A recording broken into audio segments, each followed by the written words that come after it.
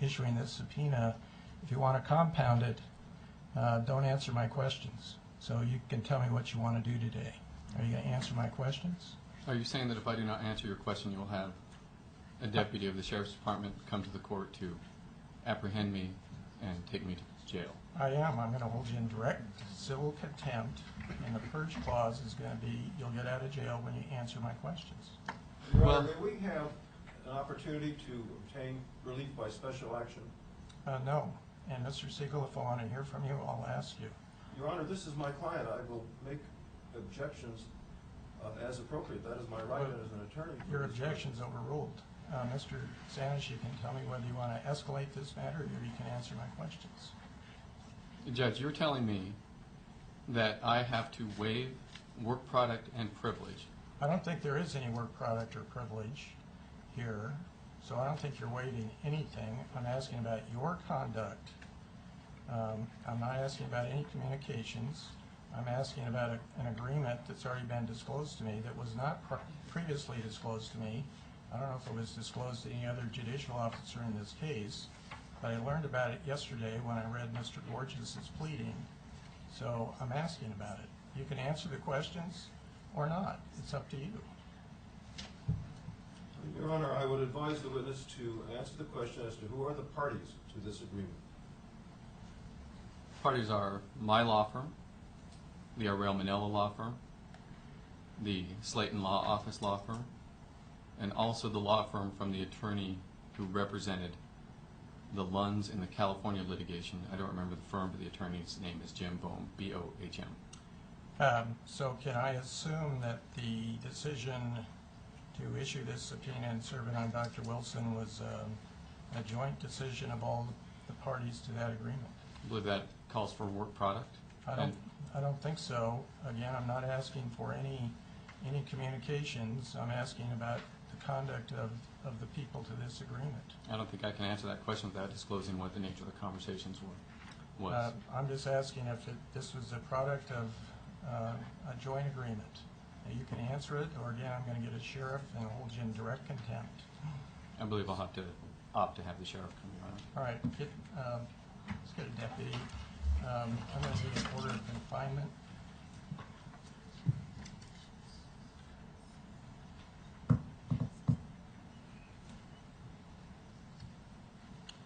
Mr. Sandus, I'm holding you in direct contempt for refusing to answer a question of the court. The purge clause will be that you can be released from jail when you appear and voluntarily answer the questions that I put to you. I'll wait for the sheriff to wrap around. I'm sorry. This is not contempt in the nature of any disrespect for the court, Your Honor. This is what I believe is my duty as an attorney, not to disclose work product. So I want to make clear, Your Honor, that despite the ruling that you're giving today, that I retain the utmost respect for you. Well, again, sir, I don't think there's any work product here. There is no privilege. I don't think there's a body of law about culprit hearings that allow the court to inquire about communications with clients to determine whether the clients have authorized certain conduct, have not done certain things. This is in the same nature of a culprit hearing. So if you want to stand on that, that's fine. Wait a second. I'm going to get to the bottom of who was involved in issuing the subpoena, because under the rules, I think I'm entitled to do that. And if other people besides you participated in this, they need to tell me why they shouldn't be sanctioned. So if the other parties to this joint agreement want to throw you under the bus and have you take the fall for this, that's up to them and you. So again, if you want to compound a bad decision by making another bad decision here, that's entirely up to you. The jailhouse keys are in your hands. Judge, when I asked for instructions on this discovery motion on Monday, you said this is a hearing where you speak and we listen effectively. Am I perceiving this is the same type of hearing? No, that was on Monday because I didn't want to hear from anyone. And that's why I set the order to show cause hearing, so you can tell me why you shouldn't be sanctioned. And I told you and everybody else in this courtroom that I wanted to find out and was going to expect to find out who participated in the decision to issue this subpoena. And if you don't want to do that, that's fine with me. But I'm going to get to the bottom of this, because I think this was a clear, gross abuse of the discovery process. It was done to delay this proceeding, just like a lot of other things in this case have been to delay this proceeding. It's increased and expanded the scope of this litigation. I just going to get to the bottom of it here. I don't know. Wait a second. I am perceiving this as a hearing where you speak and I listen. Well, you can talk, but you've already told me you're not going to answer my questions, so I'm not so sure you have Well, there are much other else to questions say. I'm sure you have that I probably will answer. Well, I need to find out who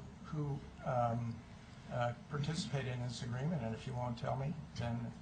Well, why wouldn't we talk about why the subpoena is justified? Because if the subpoena is justified... That's what Mr. Siegel already talked to me about, and I don't think the subpoena was justified in any way. So I want to know who participated in the decision to issue the subpoena. Well, with all due respect, wait a Your Honor, second. in every court that I've been in, there has been notice and an opportunity to be heard. We And that's presented today. Your Honor with legal authority for why the subpoena is justified. And I'm not accepting that. Well, we have no basis for knowing why you do not believe the subpoena Well, is justified. I will get under to that. the legal authorities. I will get to that as soon as you answer my questions, and if I decide to enter sanctions, I'll make some findings as to why that subpoena wasn't justified. Judge, you're asking me to disclose mental impressions of counsel, not just me, but other counsel in this case. That is, in my opinion, qualified work product. Your Honor, this is a denial of due process. We do not know what you think is wrong with this subpoena. It is procedurally correct. If you will advise us as to the flaws in this subpoena, we would be in a position to respond to the court's concerns. The procedure was followed. The subpoena was in complete compliance with all rules of procedure and orders of this court. We are playing a guessing game here. We do not know why you think that this proper subpoena is something subject to sanction.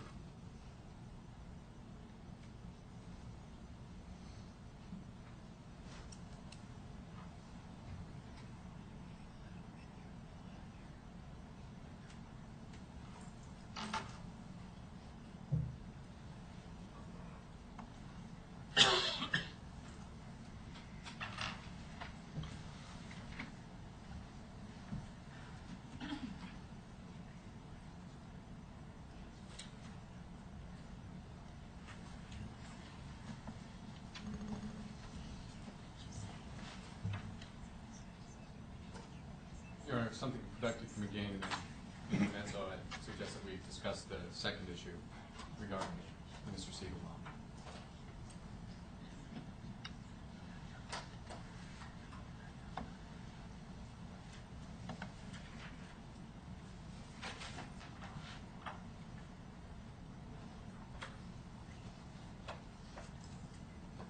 Sure, what do you want to tell me about that? Well, Judge, I did not understand that this would be in order to show cause on Mr. Siegelbaum. If I misunderstood, I'm sorry. If I would have, I've had a printout of these emails, but I would like to read them into the record. On November 1st, 2010, on Monday, Your Honor, Mr. Shumway wrote to Mr. Siegelbaum at 11:01 a.m. I'll read this into the record. Bob, and this is again from Mr. Shumway. Bob, I just left a hearing with Judge Donahoe. At the hearing, Judge Donahoe ordered that any documents you have requested be delivered to you by 5 p.m. this afternoon.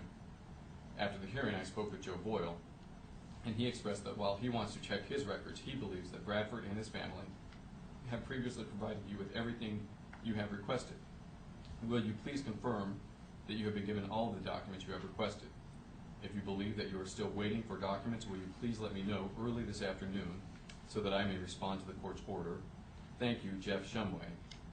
Mr. Siegelbaum responded by saying that he had asked to interview Ms. Lovejoy and that she bring checks, check registers, I would assume, to the, he said checks, but I think he meant check registers, to that interview.